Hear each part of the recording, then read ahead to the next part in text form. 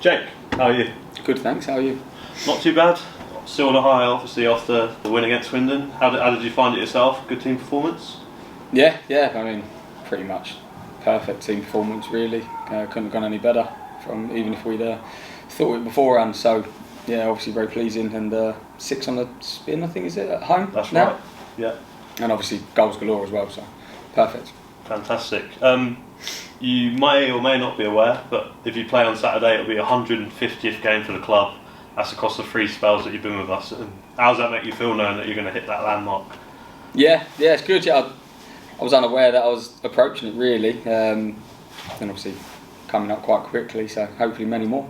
Yeah, fingers crossed. So I've brought together some pictures from your time here, dating all the way back to when you first joined us in 2012. I think you were 19. Was that on loan from Brentford? Yeah, I think I was about 19. Yeah. So I'll start off with this one.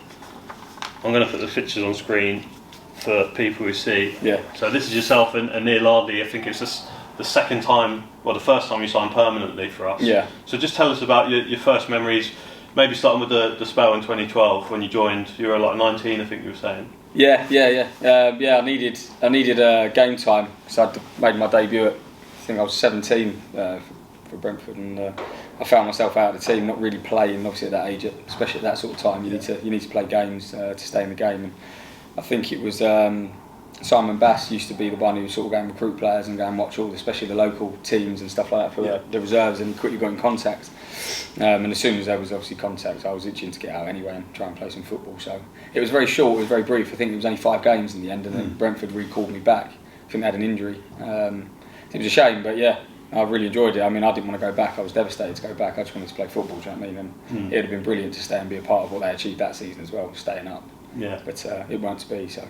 And then there was that little gap where you had a few years. I think you went to Swindon, and then you signed permanently. Yeah. Do you remember the phone call you had with Neil Lardley to bring you back in? Did you take much convincing? Yeah. No, not really. It's quite similar, really. I was, funny enough, where I'm from, Elton Way, some of the younger lads I think were playing in, is it the London Senior Cup? Yes. At Cray Valley. Okay. Which is like walking distance from where my mum and dad live. So me and my old man went and watched and had a chat with Ards face to face. I knew he'd be there, and just said, look, I'm looking to leave. Like, I'm not getting much game time, so I can leave in Jan basically.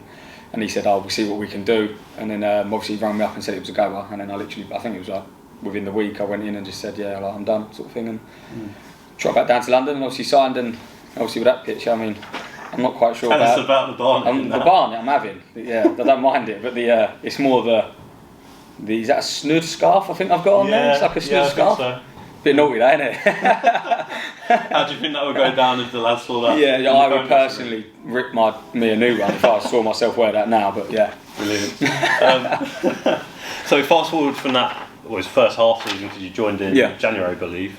We go into the 2015-16 season, fast forwarding a lot. This is the playoff semi-final, second leg away at Accrington Stanley, and I wanted to put this in front of you because the run you made in extra time for Lyle to score the winner.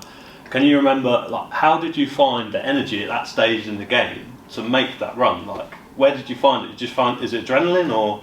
Yeah, it's just in there. So you're either a natural runner or you're not, I think. But obviously in games like that, the possibility of losing or winning, it just sort of takes over a little bit. And I remember it like it was yesterday.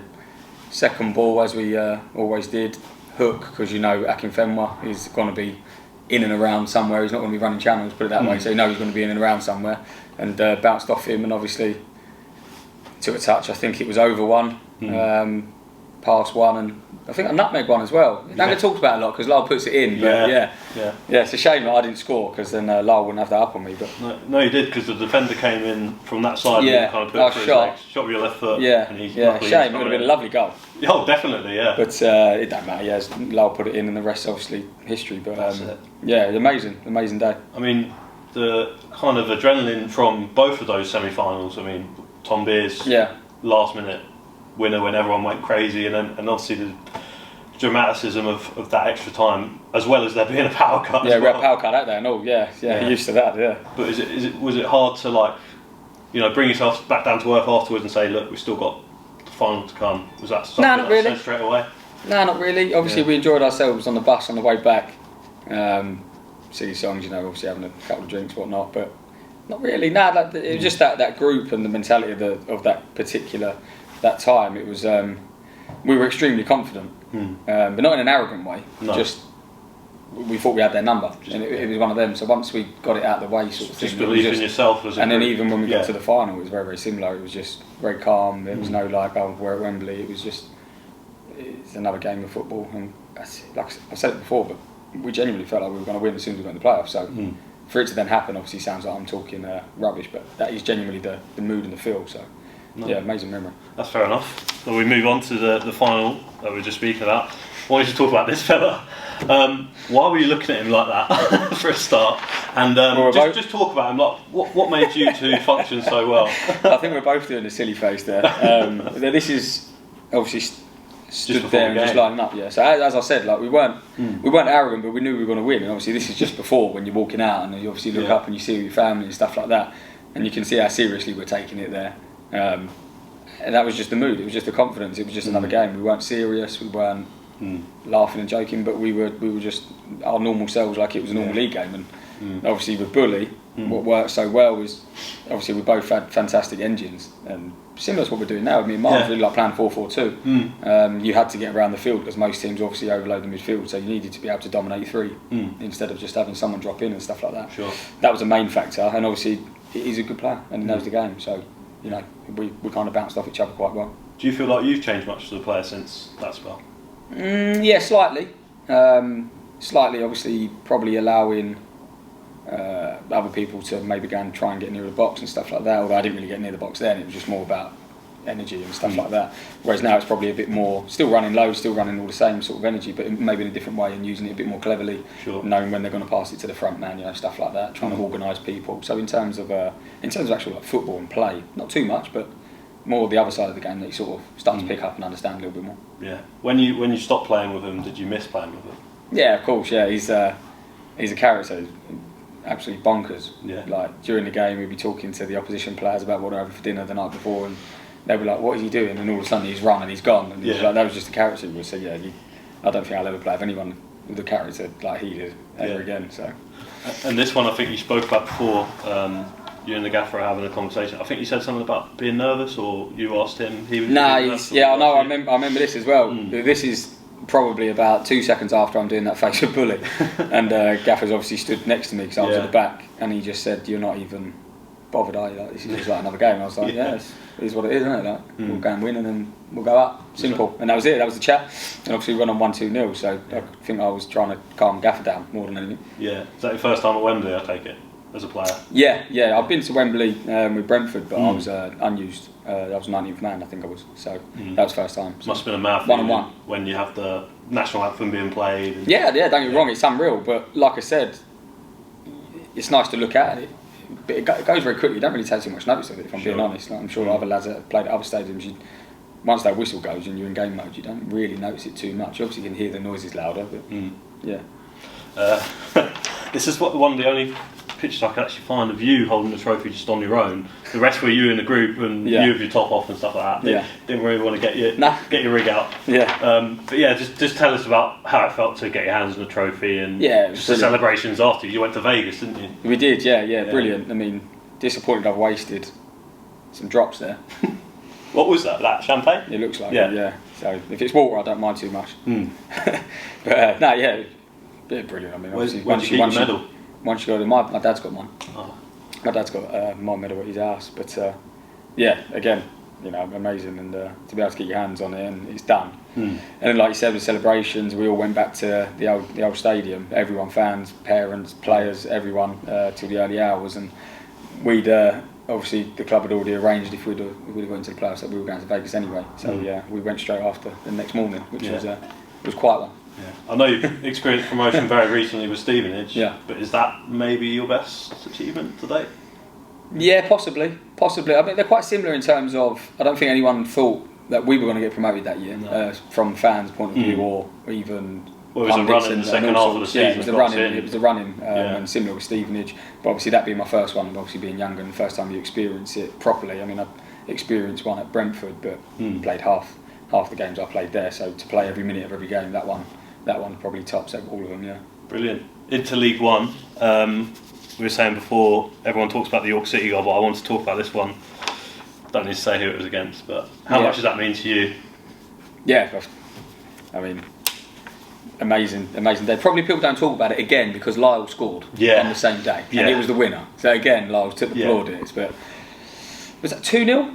That was 1-0. That was but the game was 2-0. It was 2-0. The game was 2-0. Yeah, no, I remember the game. I couldn't remember if it was 2-1. Yeah, we were all over them. We were like, I remember that we were like a pack of dogs. Obviously with the old school ground where everyone's so close, it must have been really, really intimidating. I think Ed Upson played that day for them, and he played with me at Stevenage, and he remembers the old ground. He said, we used to hate it. Yeah. We used to hate it because like you go and get the ball to take a throw on or something like that, and the geezer could literally, if he wanted to, just slap you on the head. It was like that close. They were that close. It was so intimidating. Yeah. And we were unreal that day. We were unreal, and I think that was the first game. The first at time our that we played them. We weren't in a cup game. First game in the league, wasn't it? Mm-hmm. Yeah, amazing. Someone showed me a postcard, funny enough, a few years ago, which is of me and Lyle on the postcard of that day. Yeah. And so great history.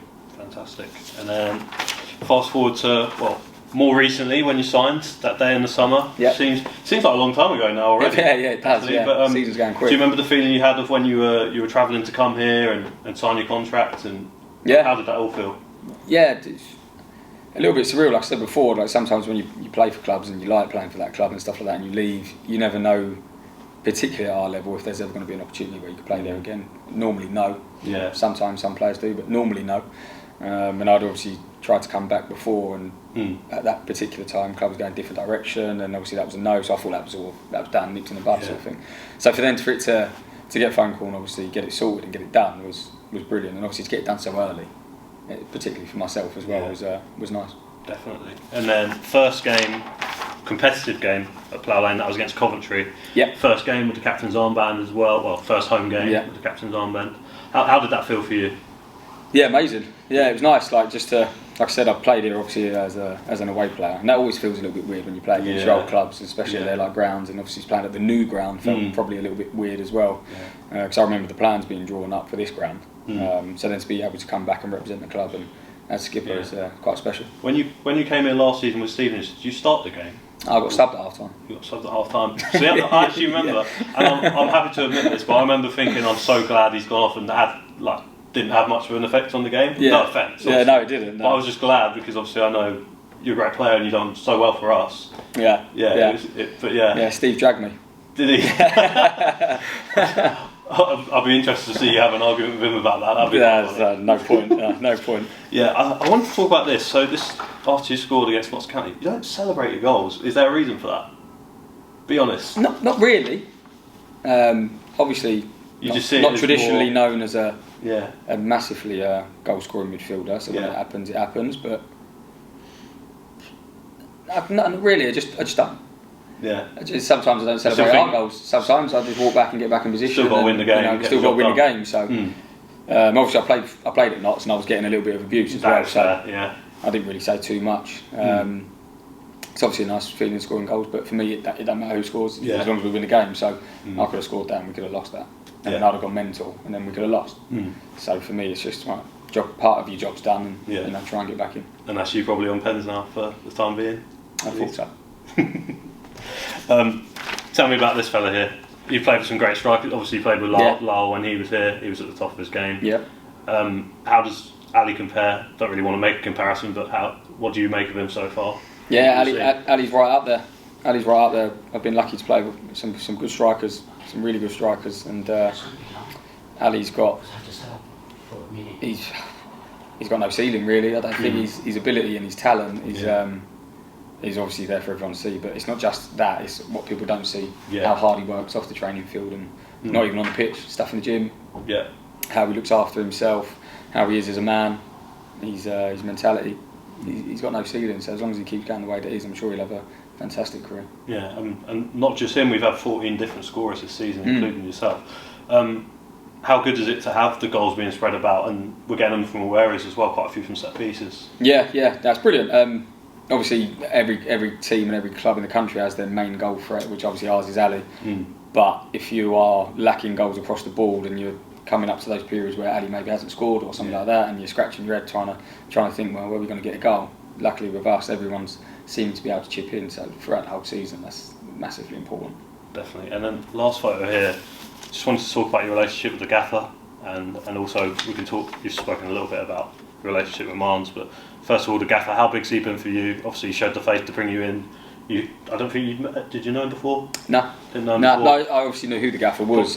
What's your relationship like together? 'Cause obviously, captain and manager, that's usually one of the most important relationships. Yeah. In terms of that connection between the dressing room and the coaching staff. Like, how well do you get on? Why does it work so well? Yeah, I think there's trust and I think there's respect from both sides. I think that's probably the main reason why at the minute obviously it's working really well. He trusts me obviously to go out and sort of almost be like a little mini manager on the pitch, if you like, with the instructions and how we're supposed to play, or if game changes and he has to tell me what we're doing. He obviously trusts me with that, and I equally pay that back by trusting what he's saying and take that on board, and don't just go and do whatever we want. You know, we stick to the game plan and we stick to what he wants. In terms of how we get on, we get on well. We get on really well. We speak about things when things need to be spoken about. Really, this when you're doing well and stuff like that, you can have you have your little chats and stuff like that, and staff keep themselves separated from obviously players. But like I said, it's working really well, and I think the main reason is respect on both sides. Fantastic. And then you're really enjoying playing with Marnes, as you said. Yeah. Set him up for that goal as well. Did you think he was going to hit when you played into him? I wouldn't really call it an assist, but I'll take it. But Marnes has got that. Yeah. Marnes has got that ability. He's I played against him a few times over the years. I think when we were both in non-league actually, when he was at Torquay. Marnes has got that ability. Marnes is a player that can similar again. His talent's there to see. He could chip in with more goals, and I'm sure he will by the end of the season. He's still at a great age. He's got loads of energy. He can run. He can manipulate the ball.